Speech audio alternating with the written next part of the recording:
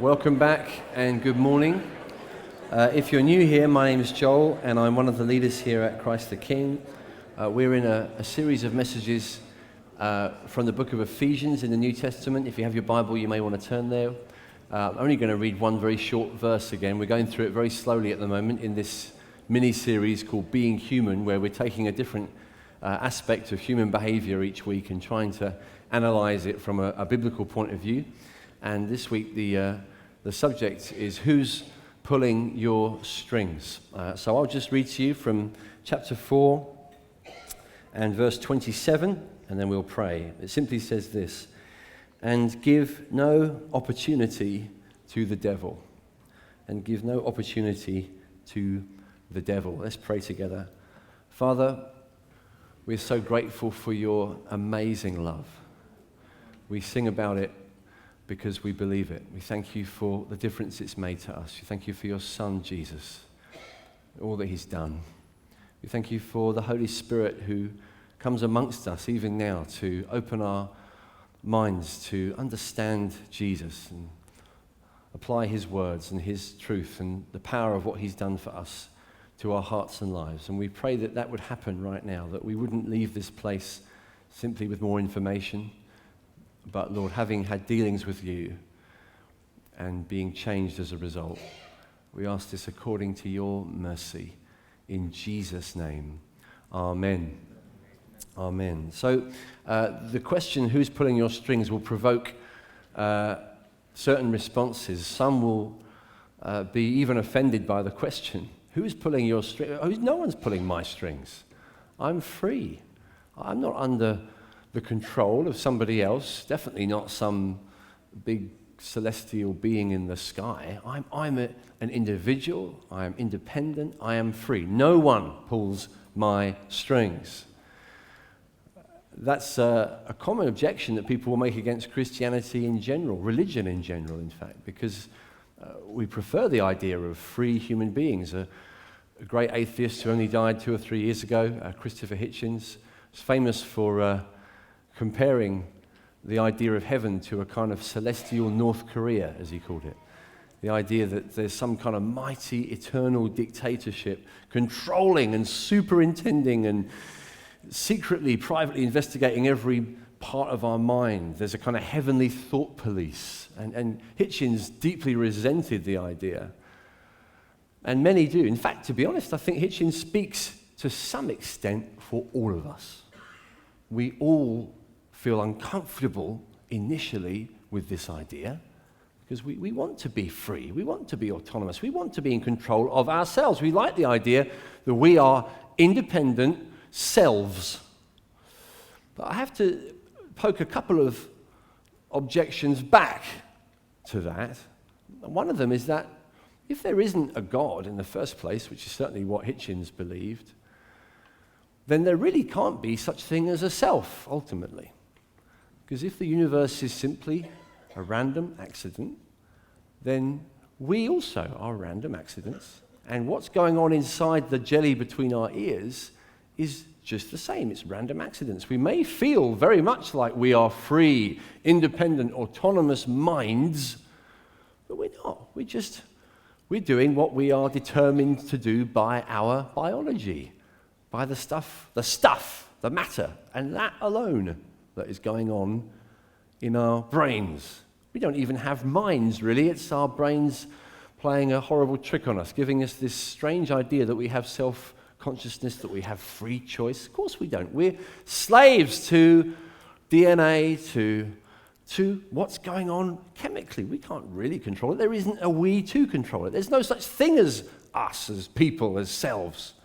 So I have to throw the objection back and say, no, hold on. When you say you want to be free from the idea of God, what does your freedom actually mean? Ultimately, it can be no freedom at all. You're not really a person in the first place. If there's no mind behind everything, there's no mind at all. There's just stuff, and stuff that happens whether or not we think we're choosing it. Then there's also the fact that although we really like our own freedom, we'd like to be independent, we want to have space, we don't want to be controlled by other people. We certainly don't want to be controlled by God. That's a nasty concept when we first come into contact with it. Perhaps the first time we start to come into contact with Christianity, we might feel a little bit nervous of the idea, or even just generally the idea of relating to others, because generally relationships, real ones I don't mean Facebook ones, I mean real ones, are disempowering. They just are. Real ones that you work at. The fact that I just said that you work at them is a giveaway. You have to work at them. They demand something of you. Real relationships are costly. They limit you. Marriage is like that. Marriage, it's disempowering. That sounds like I'm being negative. It's wonderfully disempowering, but that's another sermon. It's something that God, by His mercy, has given us so that we might be truly free. But when we first come into real relationships, in fact, all our lives, we struggle with this tension. We want to be free. We don't want to have to relate because we don't want to come into a situation where I've got to yield some of my will to someone else, to this ball and chain, as some people refer to their spouses. This trouble and strife, this other objectionable person that wants to control. I don't want it. I want to be free, free, free, free. And yet, the freer we are in those terms, the more isolated we become. Perhaps more lonely we become.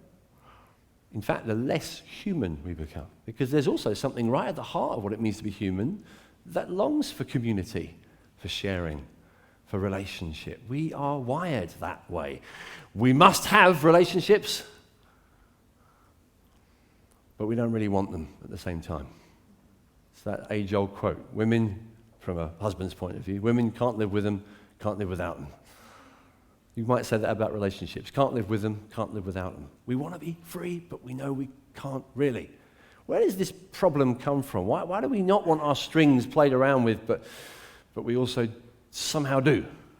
Well, the Bible gives a good explanation for this in that it takes us right to the heart of what it means to be human. In the very first few pages of the Bible, in the very first beginning of the human story, in fact, it describes how the first couple, the first married couple, who started off in this perfect, happy, harmonious relationship, lost it when they basically cut themselves off from God. They tried to declare independence from God, cut themselves free, Christopher Hitchens-like, from God, and obviously the next step, well, you can read it in the Bible, you get to when God comes to speak to them and speaks about the decision that they've made.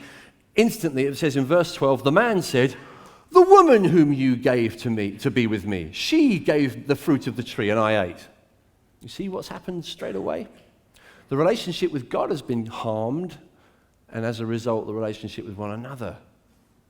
We break our vertical relationships, and our horizontal relationships suffer as well. There's this breaking up all over the place that goes on. And human history tells the same story. It's only a chapter later that we read of the first murder. Two sons of that first couple, Adam and Eve. Cain destroys Abel. He rises up and kills his brother. And the Bible goes on. It describes human history. And we don't need the Bible, in a sense, to tell us this. You only need to flick on the news. You only need to look at the story of your own life. Relationships that have been problematic. Relationships that have been ruptured. Relationships that have been destroyed. And sometimes we feel the grief of it. Some of you, it's all too present because you're walking through the pain of a heartbreak. Maybe even a broken marriage.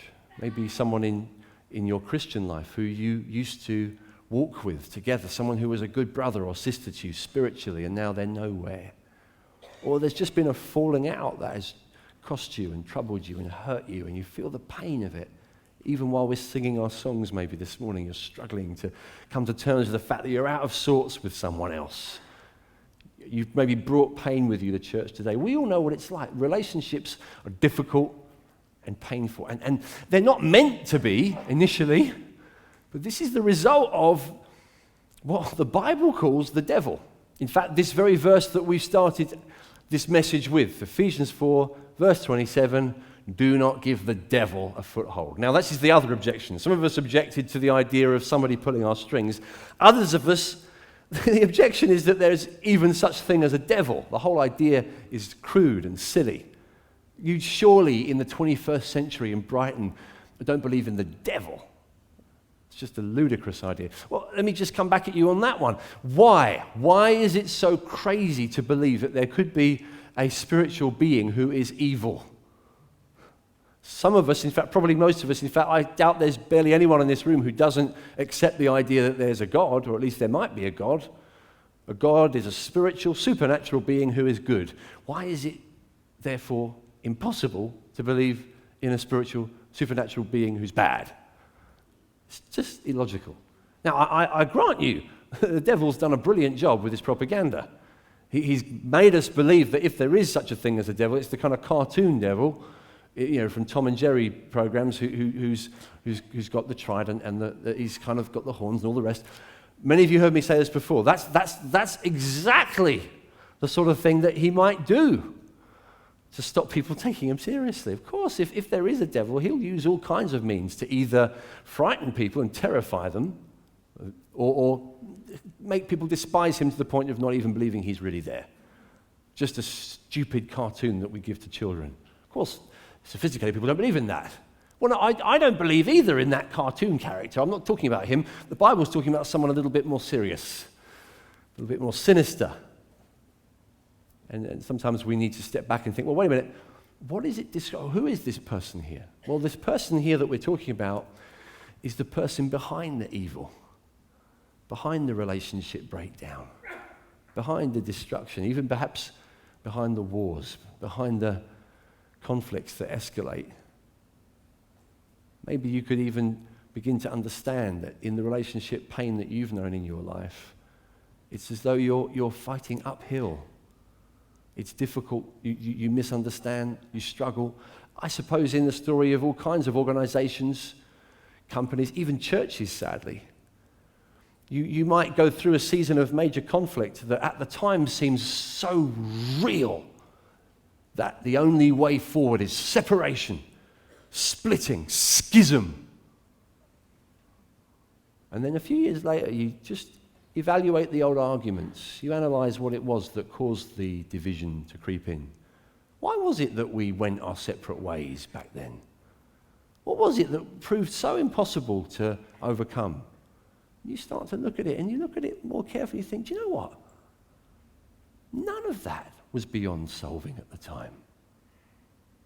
None of that could have been dealt with in no better way. We could have found a way. We didn't. What was wrong with us? Why is it that people who are rational, who are affectionate, even compassionate, would so easily fall out? What's going on here? We might begin to deduce that the world isn't as simple as we might think. The world is affected by an evil power who wants to destroy human relationships. He's done it from the beginning. I just read to you the first time he did it. He's been doing it ever since. Humanity 1.0, the first Adam, the first humanity which you and I were all born into, is filled with evil, filled with division, filled with failure to make it work together, failure to stay connected, failure to love one another through the pain, to keep trusting, to stay committed. We don't do it well. We just don't. That's the sad and horrible first part of the story that the Bible has to tell us. But here's the thing, and this is why the story doesn't stop there. You see, the first page of the Bible you get, or the first couple of pages, you get this awful outcome, the human race dividing itself from God and from one another. How does God react? What is God's response? What does God say to this divided couple? Well, you can read in Genesis chapter 3, verse 15. He says this, speaking to the woman. He says, I will bring up between your offspring and the snake an enmity. And then it says, speaking to the snake, he shall bruise your head, but you shall bruise his heel. Now, this is a bit confusing, so follow me on this. All right? I know this is a little bit complicated, but think about this. What he's saying to the woman is, okay, the devil has crept into the garden and ruined what was good and healthy. But I am not the kind of God to say game over. I have a plan. I have a better plan. I have such a good plan, it will make it seem as though the bad part was part of the good plan. I will redeem the whole thing. I will bring someone from your very womb. Someone from the woman will be born one day who will crush the head of this evil one. Someone will arise, a human being, an ordinary person it would seem from looking on the outside, just a human being. But one day he'll be born, and maybe people won't even notice what's going on for the first while, but his destiny will be to crush. He says to bruise your head. You'll bruise his heel, you'll hurt him, you really will hurt him. But even while you're hurting him, he will be destroyed. That's what he says to the snake. How was that fulfilled? How was that actually brought about? The Bible tells us the story on the first few pages of what the whole book is about. This man born of a woman, born of a virgin, who was crushed in his heels, literally. Nails went straight through his feet. But the Bible says he was bruising the head of the serpent. He was destroying this power that's held humanity back from its potential, that's destroyed our relationships, that's made it impossible for us to connect and walk well together and stay bonded and stay in union and unity and community and fellowship and brotherhood and sisterhood. All of that's been spoiled by this evil one. Well, says Jesus, I will destroy him. I will finish him. I will crush his head. Maybe you've seen the movie, the Passion of the Christ. Incredibly graphic portrayal of the crucifixion of Jesus. It was made about 10 years ago. And there's a scene near the beginning that's very vivid. It's got Jesus praying for help in the Garden of Gethsemane, asking Father God to help him prepare for what he's about to go through, all the horrors of Calvary. And there's this moment where the devil comes to him. Now, this isn't precisely described in the Bible, but the people who made the film were brilliantly accurate in the theology of it, okay? The idea is in the Bible. The devil comes to him in the garden and tries to pour doubt on him, tries to suggest that he could never possibly achieve anything through what he's going to do, that the cross won't work, that you can't take the sins of the world on yourself. It's a waste of time. Run while you have the chance. The guards are coming. Run, run, run. He has this chance, just like Adam did in a garden, a snake coming into the garden. And the devil starts to assume the form of a snake in this movie. The snake comes towards Jesus as he's lying in the ground, praying, sweating drops of blood, so intense, so filled with spiritual anxiety. And he's praying, asking God to help him go through the horror of the cross. And this serpent comes to try and tempt him out of it. You think, how could anyone handle the temptation? How could anyone not break in the face of such a horrible calling and such a terrible enemy? How is he going to hold it together? And you're watching, seeing even as a Christian, even though you know the answer to the story, you're still filled with the tension as this snake comes towards him. And then the next scene, you see this foot come down on the snake's head. Jesus in the garden, he won the first victory. And then went to the cross and dealt finally with the power of evil. The power that separates us from God, but friends, also separates us from one another. This power that holds us back. Jesus creates a new humanity, humanity 2.0. That's what this whole book of Ephesians has been about. It's about this new thing on planet Earth, this new creation, this new weird community that God's brought about in Jesus. Not after the form of the first Adam who fell in the garden, but after the form of the last Adam who won in the garden and won on the cross. That's who Christians are. If you're a Christian, if you know Jesus Christ, you're a new creation.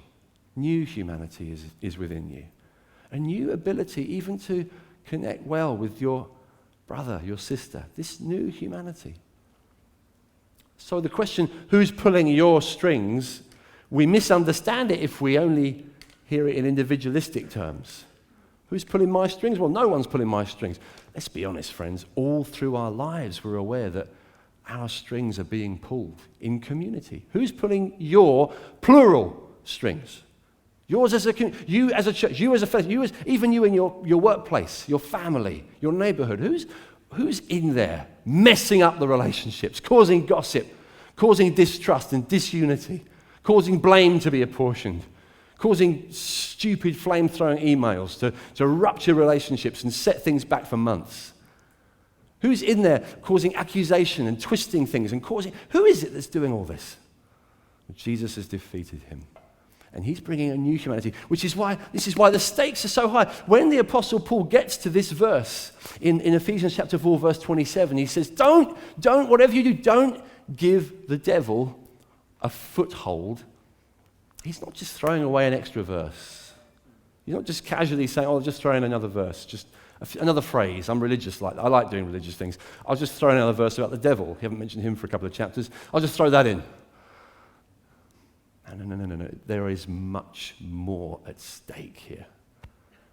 This is God's new creation, the church. This crazy community filled with new life, new power because of Jesus' death and resurrection. When Jesus came out of the tomb, so did the church. Humanity 2.0. And he's saying, listen, the devil destroyed that first humanity.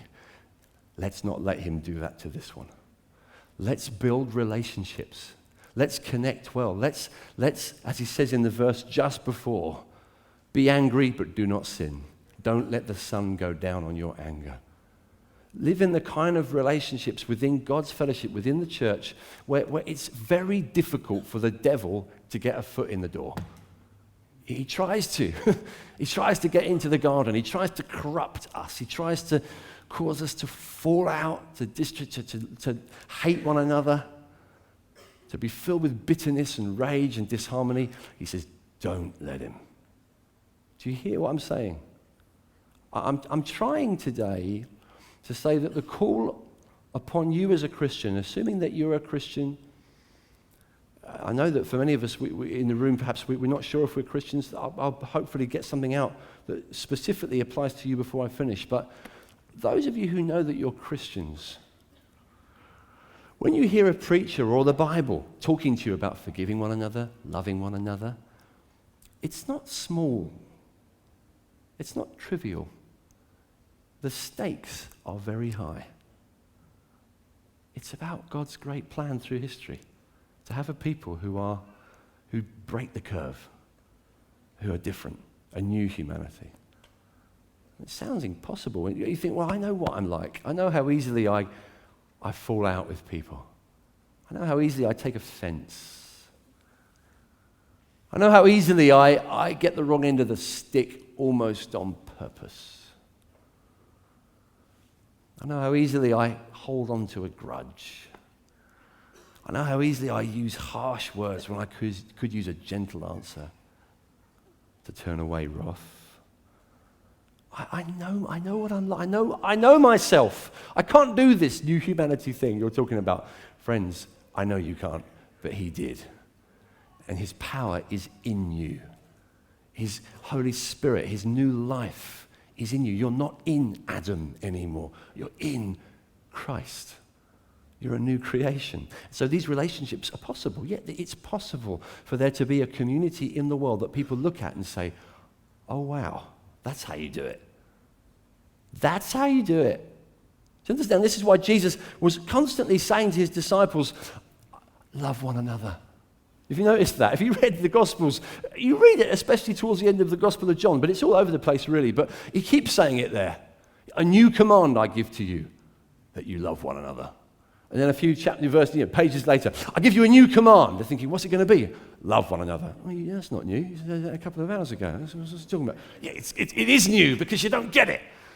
You thought you got it when I said it just now, but you didn't get it. I know you didn't. So a new command I give to you, love one another. You get verses earlier on in the book of Ephesians that we've been reading these last few weeks, like chapter 3, verse 10, where he describes the church, the new humanity, and he says his intent was that through the church, the manifold wisdom of God might be made known to the rulers and authorities of the heavenly places. Oh, weird language, I give up, confusing. What's that about? Well, follow me, be patient, right?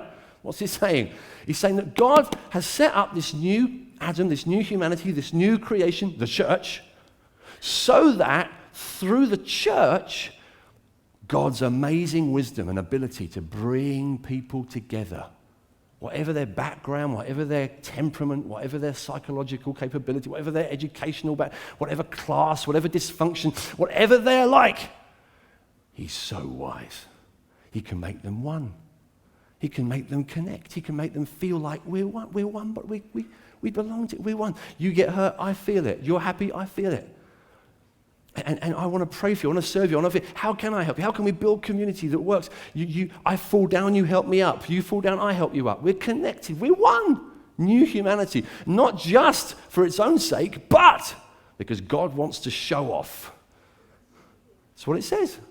The rulers and authorities in the heavenly places. He wants serpents, spiritual serpents, the devil, to look at what he's done and think, he beat me. I tried to destroy humanity. He just brought it back better.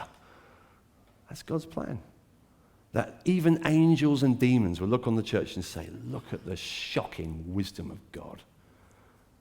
This is how important it is. That's why you get verses like at the end of the book, 1 John. Right near the end of the book, you get this fascinating book called 1 John, which puts it like this in chapter 4, verse 12. No one has ever seen God, but if we love one another, God abides in us, and his love is perfected in us.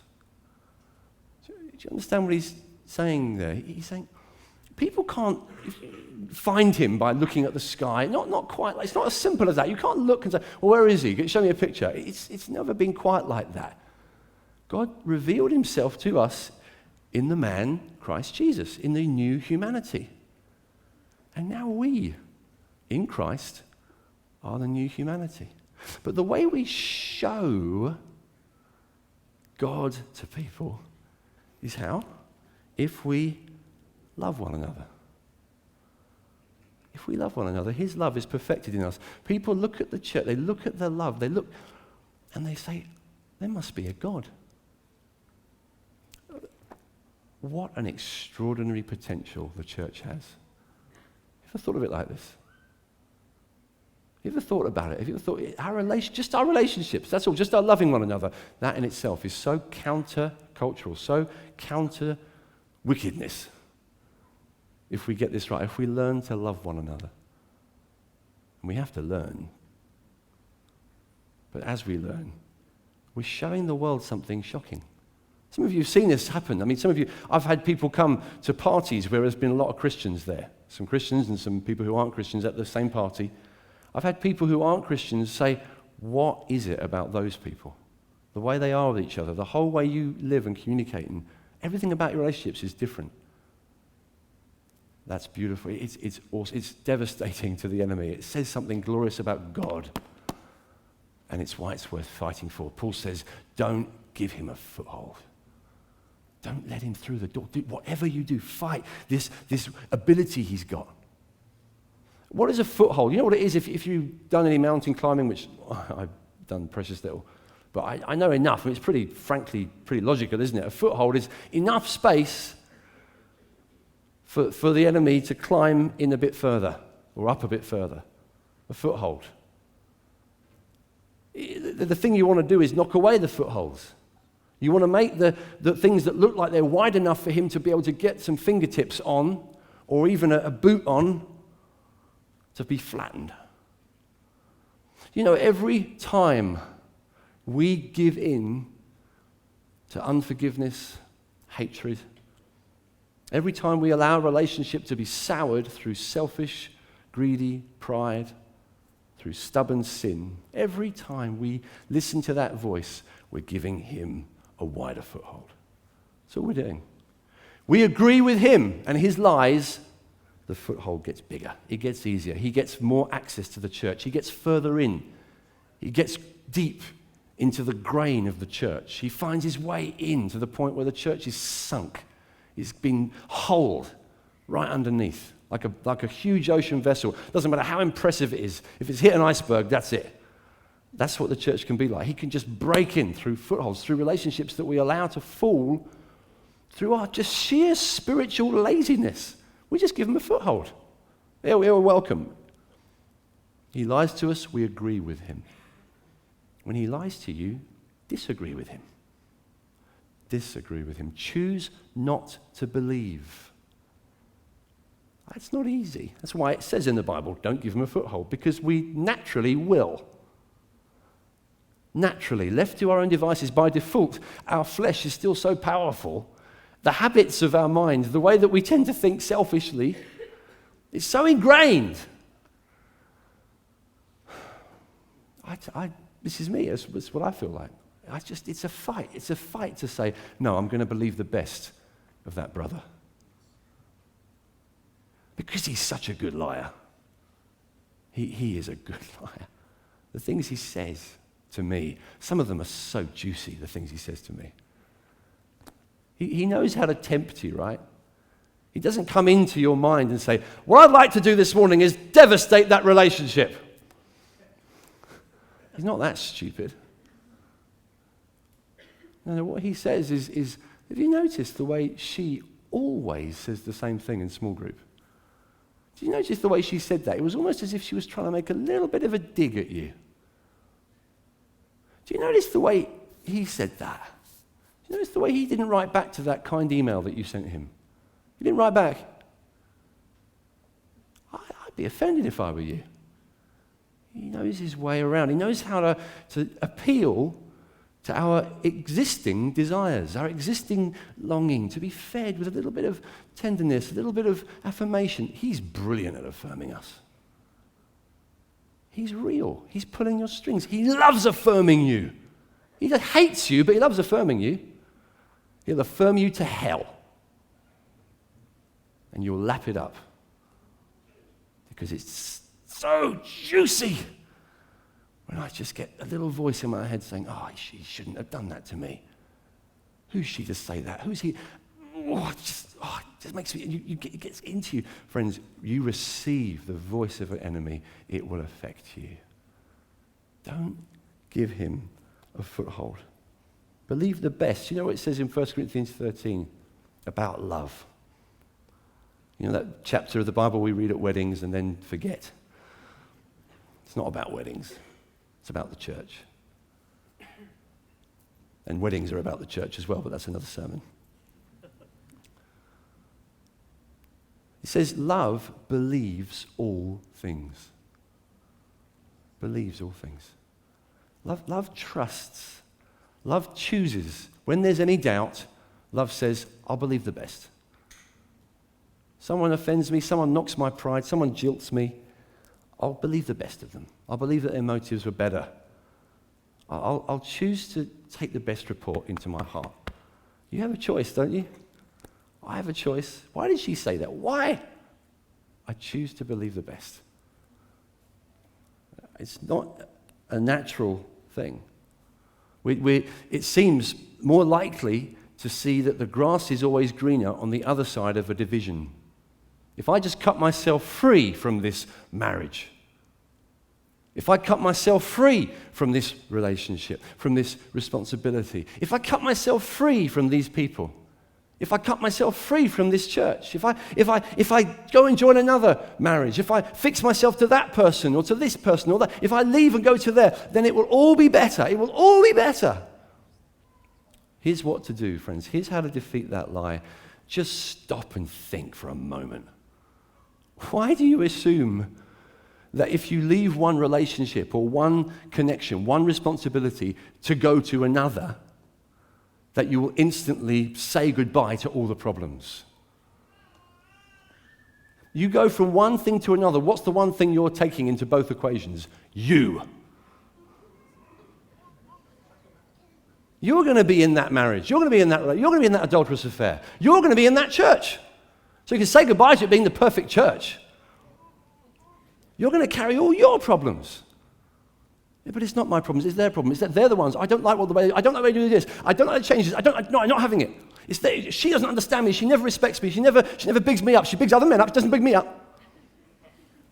I'll tell you, give it 6 weeks of a new relationship, we'd be saying the same things about this other bloke. You will. You're a fool. Don't give him a foothold. Be real. Just wake up. That's what he's saying. I'm preaching angry because this is an angry verse. I'm just trying to be faithful. Don't be stupid. He's a liar. He's a brilliant liar. And he loves feeding your tender sense of, I'm damaged pride, damaged emotions. Guys, straighten up your backbone. Think, pray, deep breaths, consider what might be going on. Maybe I'm just possibly being lied to here. Is there a possibility that there's someone else in the room? That's why Jesus was so strong about this. He kept telling his disciples things like, when you see a speck in someone else's eye, just remember you're looking at it through eyes that are filled with planks. You've got stuff, you've got things. Look, guys, judge not. Judge yourself. See your failings. Stop being so arrogant. Wake up to the fact that maybe, just maybe, you've got some things to learn in this place. That your heart needs to learn some things as well as your head. That there are some problems with you that God might be trying to deal with. And that's why the relationship is so difficult. It's so difficult here. Yes, says God, I've been making it difficult for years. So you would stop and consider and think and wonder if your heart needs some surgery. You need to repent. You need to come back and say, I'm sorry, God. I'm sorry for my arrogance. I'm so sorry for my pride. It's fascinating to me. You go back to verses in 1 Peter, just a few pages back from 1 John. When Peter, perhaps Jesus' closest friend on planet Earth, spoke to the church he was writing to, in chapter 5, he says to people in the church, he says, clothe yourselves, all of you, this is verse 5 of chapter 5, with humility toward one another. For God opposes the proud. Have you ever thought, guys, that is a scary sentence. God opposes the proud.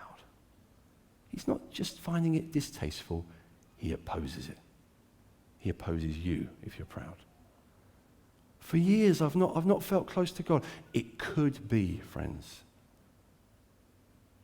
It could be. But God's trying to teach you stuff. He's kind enough to say, look, I've been opposing you. Your heart's been all wrong.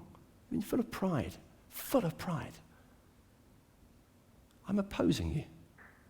I embrace the humble. You read it says, it carries on, I oppose the proud, but give grace to the humble. And then verse 6, humble yourselves therefore. It's easy, it's simple, nice, easy solution. Humble yourselves therefore under the mighty hand of God, so that at the proper time he may exalt you, casting all your anxieties on him. Because why? Because he cares for you. He cares for me. I care about myself so much. My reputation, my honor, my self-esteem. Oh, what a fool to care about those things. God cares about them far more than I do. He cares for me. I can trust him. I can cast all my ruined dignity onto him, his shoulders. All my problems. I'm sorry, God, that I made it such a big deal. I gave him a foothold. I was wrong. I'm sorry. He opposes, but he gives grace to the humble. And then just to make it clear what we're talking about, he says, be sober-minded. Be watchful. Your adversary, the devil, there he is again. Remember where the devil shows up? See, we think the devil shows up under our beds. The devil shows up in meetings where people puke into buckets and scream. Or in Derren Brown shows. Or, just nonsense. That's not mainly where he hangs out. He hangs out in our relationships. That's where he shows up in the Bible. He shows up in that context where pride holds itself out against God. Where's the devil? He's very involved. Verse 8, be sober-minded, be watchful. Your adversary, the devil, prowls around like a roaring lion, seeking someone to devour. He'll have you. So be humble. Be on your guard. Be watchful. Don't give him a foothold. Don't have too big a view of yourself. Listen to those who love you enough to tell you the truth. Don't have to listen to everyone. Not everyone's for you. Jesus was good at choosing who to listen to. But you need to be in relationships where you listen. You need to be in small group or a community in the church. You need to be in some way exposing yourself, opening up your heart, in some way allowing people to speak in. Speak in, trusting that you love them enough to hear, and they love you enough. I'll give you a clue. The way to know whether you're in that kind of relationship is if you're in the times in your life you say to yourself, I really hate this guy, but I really love him too. That's the kind of relationship I mean. I've got guys in my life who, when they ask me questions, I hate them, but I really love them as well. I'm so glad I say to them, thank you for asking. Don't ever stop asking. I hate you, but don't ever stop asking. Who's like that? Who's in your life like that? Who's doing that? You must have it. You must soften your heart, humble your heart. And finally, it could be that you're here and the devil's deceived you into never taking God seriously at all. You've been watching this meeting here today thinking, this has nothing to do with me. This is for Christians, this is for religious people. This is all based on hope and make-believe. Why are you so sure? Could it not be that, like the Bible says in 2 Corinthians chapter 4, verse 4, the God of this age has blinded the minds of the unbelievers? He's a good liar. He will encourage you in your unbelief. He'll tell you you're wrong. He'll tell you you're right. He'll say, yeah, you're right to just stay agnostic, stay doubtful, it's too sophisticated. These people are a bit simple. They're simple people. You're intelligent. You've got a comprehensive mind. You see all the issues. You see the nuances. You see the subtleties. You see the other factors in the conversation. They don't see these things. They're not subtle. He's very good, isn't he? He might be lying to you. Jesus says, I am the truth. You need him today. We all need him desperately. I need him today. See, the answer to dealing with our pride, our silly pride, is to come back to the cross. Always.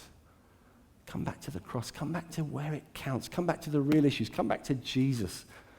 And realize what your pride cost him.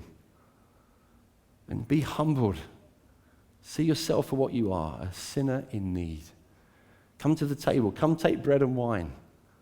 Receive it. Remember his death. Receive his presence, his forgiveness, his hope for you.